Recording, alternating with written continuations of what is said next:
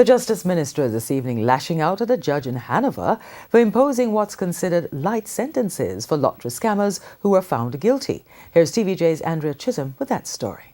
Recent penalties imposed in Hanover last week, where scammers were fined 10,000, 15,000, 25,000.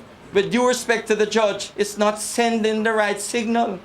Justice Minister Delroy Chuck on penalties handed down to 7 lottery scammers.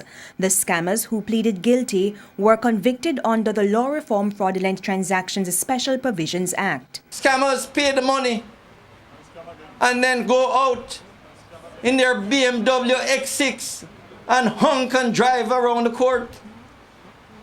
That is giving inducement to continue.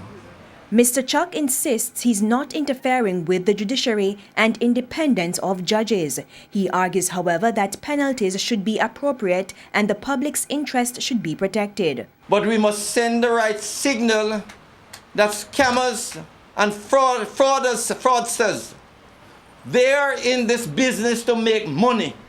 And when you catch them and they plead guilty or you find them guilty, we must talk about fines in the millions. We don't necessarily want them in the prisons, but fine them enough that they know they must not repeat it.